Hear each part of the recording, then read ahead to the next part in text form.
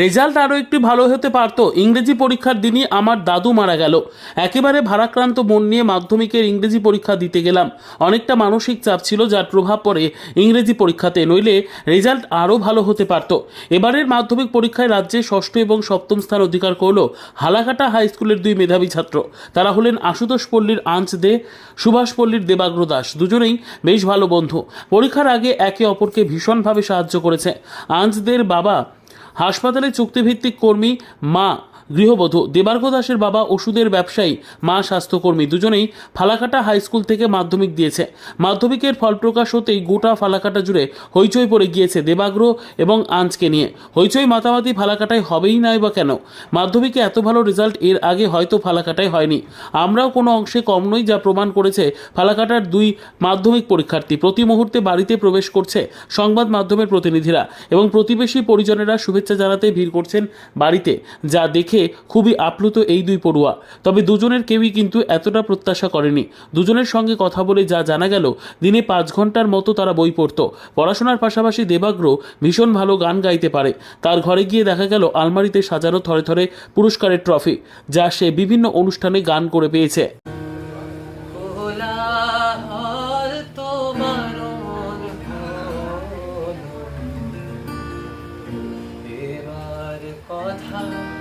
কানে কানে এখন হবে প্রাণের আলা, কেবল মাত্র গানে গানে কোলাহল তো বারণ হল, রাজার পথে লোক ছুটেছে, বেচা কেনার হাক উঠেছে। আমার ছুটি অবেলাতে দিন দুপুরের মধ্যখানে কাজের মাঝে ডাক পড়েছে, কেন যেতা মাধ্যমিকে রাজ্যে খুশি হচ্ছে, অবশ্যই খুশি হচ্ছে। তবে আর একটু ভালো হতে পারতো। ইংলিশ পরীক্ষাটা একটু বাজে হয়েছে, রেজাল্টটা ইংলিশ পরীক্ষাটা বাজে হয়েছে। আমার দিন আমার দাদু মারা গিয়েছে। তোমার দাদু মারা গিয়েছে? দাদু মারা গিয়েছে সকালবেলা, তার জন্য বিভিন্ন কারণবশত ইংলিশের রেজাল্টটা সত্যি অনেকটাই কম হয়েছে। কত পেয়েছো ইংরেজি? ইংলিশে আমার 8 নাম্বার কমে গেছে। বাকি আমার তিনটে সাবজেক্টে 99, তিনটে সাবজেক্টে 100। ইংলিশের আমার 8 কমে গেছে, ওর জন্য আমার র্যাঙ্কটা কমে গেল। তাহলে আর একটু বেশি হতো, আর একটু ভালো হতো, অনেকটাই ভালো হতো। মানে দাদু মারা গিয়েছিল, একটু পড়াশোনায় ব্যাঘাত হয়েছে, যার জন্য ব্যাঘাত হয়ে গেছে বলতে মানসিক অবস্থা। মানসিক, হ্যাঁ।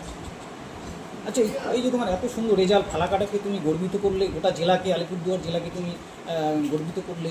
কত ঘন্টা রোজ তুমি পড়াশোনা করতে? আমি খুব বেশি পড়াশোনা আমি করতাম না, খুব কম আমি করতাম না। অ্যাভারেজ 5 ঘন্টা, 5 ঘন্টা অ্যাভারেজ। মানে সেটা কি নিয়ম ধরে সেই পড়াশোনাটা করতে না, যখন তুমি যখন সময় ইচ্ছা, পেতে? যখন ইচ্ছা বলতে সকালে উঠলাম, কোনোদিন 7টায় উঠে করি, কোনোদিন 5টায় উঠে করি, কোনোদিন 10টায় উঠে যাবো। মানে সেরকম নিয়ম না, ধরা কোনো কিছু ছিল না? পড়াশোনা ছাড়া অন্যান্য গান, মিউজিক, গান, মিউজিক, খেলাধুলা? খেলাধুলা ও বন্ধুদের সাথে যাই একটু, এমনি কোনো খেলতে যেতাম না, একাডেমি কোথাও যেতাম না, এমনি খেলা। এই যে তোমার কটা টিউশন ছিল পিছনে পড়া? 7টা টিউশন, 7টা টিউশন ছিল। এই যে তোমার এত বড় সাফল্য, কাকে কাকে তার কৃতিত্ব দান করতে চাইছো? আমার সমস্ত টিচাররা তো আছেন, বাবা মাও আছেন, সবাইকে দেবো। ঠিক কাকে আলাদা করে পরবর্তীতে নিজেকে কি হিসাবে প্রতিষ্ঠিত করতে চাইছো? পরবর্তীতে আমি যেই মেন্স বা যেই অ্যাডভান্স এই পরীক্ষাগুলো ক্লিয়ার করে তারপর IITM হওয়ার স্বপ্ন, দেখা যায় কতটা কী করতে পারি। এই যে এত ভালো রেজাল্ট করছো, আজকে বাড়িতে এত মানুষের ভিড়, কি অনুভূতি হচ্ছে? ভালোই লাগছে, ভালো লাগছে। ভালোই লাগছে। আপনার ছেলে এত সুন্দর রেজাল্ট করেছে, গোটা জেলা গর্বিত, আলিপুরদুয়ার জেলা রাজ্যে 7ম স্থান অধিকার করেছে। কি আজকে কেমন লাগছে আপনার?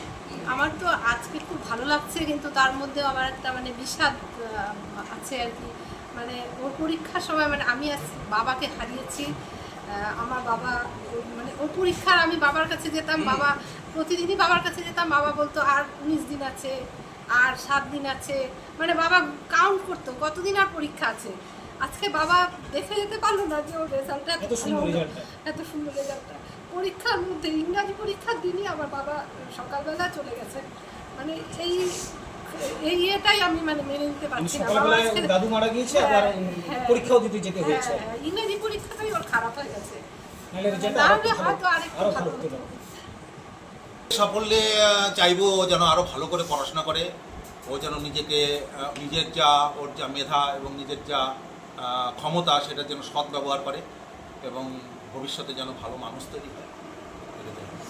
এই যে মাধ্যমিকে রাজ্যের মধ্যে ষষ্ঠ এবং জেলাতে প্রথম স্থান অধিকার করেছে, নিজেকে কতটা গর্ববোধ মনে হচ্ছে? খুবই ভালো লাগছে, আমি খবরে শুনছিলাম, মানে খুবই আনন্দ হচ্ছে। আচ্ছা, এই যে তোমার এত বড় সাফল্য, এই কৃতিত্ব কাকে দিতে চাইছো? সবাই, আমার প্রথমেই আমার বাবা আমাকে, তারপর প্রাইভেট টিচার, স্কুল, সবাই আমাকে সাহায্য করেছে অনেক। আচ্ছা, তোমারই তো বন্ধু যে রাজ্যের হ্যাঁ। মধ্যে সপ্তম হয়েছে, ও যেমন বারবার করে বলছিল যে আমি যেমন শিক্ষকদের, অভিভাবকদের কৃতিত্ব জ্ঞাপন করছি, সেরকম আমার যে বন্ধু রয়েছে তোমার কথা বলছিল। দেবার্ঘ আমার খুব ভালো বন্ধু, ও আমাকে পড়াশোনাতে অনেক হেল্প করেছে। হ্যাঁ হ্যাঁ হ্যাঁ, পরীক্ষার আগে অনেক প্রশ্ন ডিসকাশন। সেই জায়গা থেকে কি অনেকটা বেনিফিট হয়েছে বলে হ্যাঁ, মনে হ্যাঁ। করছো? অনেকটা হয়েছে। আচ্ছা, আগামীতে নিজেকে কি হিসাবে দেখতে চাইছো? আমি ইঞ্জিনিয়ার হতে চাই, যেই মেইনস দিব, আমি এখানেই থাকবো 11-12, হ্যাঁ, এরপরে দেখা যাক কতটা হয়। আচ্ছা, এবং ইতিমধ্যেই স্কুলের তরফ থেকে বা কারা কারা ফোন করে তোমাকে হ্যাঁ, স্কুলের সব টিচাররাই ফোন করেছে, পাড়া প্রতিবেশী অনেকেই সবাই আসছে। এসছে? হ্যাঁ হ্যাঁ হ্যাঁ, কতটা ভালো লাগছে? খুবই ভালো লাগছে। আচ্ছা আচ্ছা, আর আর তোমার প্রাপ্ত যে নাম্বারগুলি রয়েছে, কততে মানে মোট কোন কোন বিষয়ে কত কত পেয়েছো? বাংলাতে 100 পেয়েছি, ইংলিশে 97, অঙ্কে 99, ভৌতবিজ্ঞানে 100, জীবনবিজ্ঞানে 96, ভূগোলে 100 এবং ইতিহাসে হচ্ছে 98। আচ্ছা, এই যে তুমি আলিপুরদুয়ার গোটা জেলার মধ্যে প্রথম, রাজ্যের ষষ্ঠ, এই যে আলিপুরদুয়ারকে তুমি প্রেজেন্ট করলে, আজকে কেমন তোমার মানে গর্ববোধ হচ্ছে এটা? খুবই গর্ববোধ হচ্ছে। এতটা আশা করিনি, কিন্তু আমি ভেবে রেখেছিলাম যে 688, 89 এরকম আসতে পারে। আচ্ছা। 690 আসছে। আচ্ছা, যারা আগামীতে এবারে যারা মাধ্যমিক পরীক্ষার প্রস্তুতি নিচ্ছে, মানে যারা এবার মাধ্যমিক পরীক্ষা দেবে, তাদের জন্য কি বার্তা থাকবে একজন দাদা হিসাবে এবং রাজ্যের একজন মানে পজিশন পাওয়া হিসাবে একজন? না, প্রথম কথা তো টেক্সট তো খুঁটি পড়তে হবে, সে কথা তো আছে। সাথে বলবো যে কনসেন্ট্রেশন দিয়ে পড়তে হবে। জীবনে ভালো জায়গায় পৌঁছাতে গেলে পড়াকে গুরুত্ব দিতেই হবে, এবং মাধ্যমিক তার মধ্যে একটা অন্যতম জায়গা। আচ্ছা, তোমার কি যে বললে যে পড়াশোনাটা ঠিক মতো রাখতে হবে, হ্যাঁ। তো সেই ক্ষেত্রে তুমি কি মানে নিয়ম ধরে যে 8 ঘন্টা পড়তেই হবে, না, না, না, সেরকম না, না। সকালবেলা একটা টাইম বেঁধে ধরে সেরকম না কিছু ছিল? না, আমি তো সাধারণত 4 থেকে 5 ঘন্টা পড়ি প্রতিদিন। বাকি খেলাধুলা করা তো অবশ্যই প্রয়োজন, আমি খেলাধুলা ক্রিকেট খেলি, আচ্ছা, পড়াশোনা ছাড়া কি কি করতে ভালো লাগে? আর্ট করি আর খেলাধুলা। আচ্ছা আচ্ছা, এই যে পেছনে দেখছি একদম তোমার একদম পেছনে যে ছবিগুলো রয়েছে, একটা বোধহয় তোমার মা বাবা রয়েছে, হ্যাঁ। আর তোমার পোষ্য রয়েছে, হ্যাঁ। তোমারই হাতে রাখা। হ্যাঁ। আচ্ছা আচ্ছা, আচ্ছা, অনেক শুভেচ্ছা থাকলো তোমাকে আগামী দিনের জন্য। হ্যাঁ, এবার আমরা একদম সরাসরি জন্য খুবই ভালো লাগছে যে আনএক্সপেক্টেড রেজাল্ট করেছে, খুবই খুশি। খুশি। ছেলেকে ভবিষ্যতে কি হিসাবে দেখতে চাইছে? এখনো ছেলের সাথে সেইভাবে আমরা কোনো কনসাল্ট করিনি। আমি একটা সাধারণ কোনো রকম কাজ করি, যদি সরকার থেকে কোনো রকম হেল্প পাই তখন চিন্তা কি করেন ভাবনা আপনি? করব। কি আমি করেন? একটা আপনার কন্ট্রাকচুয়াল পেশা? হসপিটালে কাজ করেছি। কন্ট্রাকচুয়াল? ফালাকাটা আমি চলি মাথাভাঙা টুয়ে খেতি ফুলবাড়ি হসপিটালে। আচ্ছা আচ্ছা, কি পদে কাজ করেন? আমি এখন টেকনিশিয়ান ল্যাবরেটরি কন্ট্রাকচুয়াল? কন্ট্রাকচুয়াল। আচ্ছা আচ্ছা। সেই হিসাবে যদি কোনো হেল্প পাই, এখানে আপনার বেতন কিরকম হয়? আমি বেতন সামথিং সংসার চলার মতো কত? সামথিং আচ্ছা, এটা আচ্ছা, সংসার চলে যায় কোনো রকম ভাবে। তাছাড়া ওর মাস্টাররা প্রচণ্ড হেল্প করেছে। আমরা ওর কোনো সময় পড়ার জন্য চাপ দিইনি, ও নিজে যতটুকু পড়েছে সেইটুকু। কোনো সময় পড়ার জন্য কটা চাপ টিউশন দিইনি। ছিল ওর? ওর প্রতি 5 সাবজেক্টেই একজন করে একজন করে টিউশন ছিল। আচ্ছা, তো কেমন লাগছে? খুবই ভালো লাগছে। সে আর বলে প্রকাশ করার মতন না যে জেলার মধ্যে ফার্স্ট হয়েছে। হ্যাঁ, গোটা রাজ্যে ষষ্ঠ। ষষ্ঠ।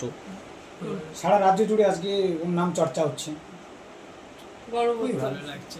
ফালাকাটা হাই স্কুলের নাম উজ্জ্বল। উজ্জ্বল করলো। আপনার নাম? আমার নাম প্রসেনজিৎ দে। আচ্ছা, এবার খুশি, ভীষণ ভীষণ খুশি হচ্ছে। মানে শুনে নিজের ভেতরে মনের ভেতরে একটা আশা ছিল কিছু একটা পজিশন যদি হতো, তো এতটা আশা করিনি। তবুও সে মানে ভেতরে আশাটা যে প্রকাশ্যে মানে সেটার জন্য আনন্দে মানে কিছু বলার মানে ভাষা হারিয়ে ফেলছে। ভাষা। আচ্ছা, ছেলেকে আগামীতে কি হিসাবে দেখতে চাইছেন, যে এই হিসাবে দেখতে চাই কি ভালো মন্দ? এখন আমরা সেভাবে কোনো প্রেশার করতে চাই না, অ্যাকচুয়ালি ও ইঞ্জিনিয়ারিং করতে চাচ্ছে, সে যে যদি সে সেভাবে ইসে করে মানে ওর উপরে একদম যে ও যেটা ভালোবাসবে ও যেটা ওর মর্জি হবে, যেভাবে ও যেটা নিয়ে পছন্দ করবে আমরা সেটাই, নিজের থেকে কিছু ইস্যু করতে চাই না, যে আমরা বলবো সেটা প্রেশার ক্রিয়েট করতে চাই না। আচ্ছা আচ্ছা, এই যে ছেলেকে পড়াশোনা করার সময় হয়তো কোনোদিন রাত্রিবেলা জেগেও পড়েছে, তো সেই সময় ছেলেকে কতটা সাপোর্ট দিয়েছিলেন? ছেলে পড়তে গেলে ওর বাবা যেহেতু সে একটু অসুস্থই আর কি বলতে গেলে, যার জন্য ছেলে বসলে পরে ছেলের পাশে আমি বসেই থাকতাম, যতটুকু টাইমও পড়বে, 1টা হোক 12:30 হোক, 1টার উপরে পড়তো না, কারণ ওকে কখনো পড়া নিয়ে আমরা প্রেশার দিইনি যে বসিস না কেন, কিচ্ছু না, ওসব কিচ্ছু নয়। অ্যাকচুয়ালি ও যেভাবে ও নিজেকে তৈরি করতে চেয়েছে আমি সেভাবেই তাকে সাপোর্ট করেছি, বাবা বলো মা বলো দুজনেই আমরা সেভাবেই সাপোর্ট করেছি। আত্মীয় স্বজনরা কি জানাচ্ছেন এখন ছেলের এই সাফল্যে? আমরা আত্মীয় স্বজনদের মধ্যে আমার যাই তো ফোন করছে সবাই, খুশিতে আছে। আচ্ছা আচ্ছা।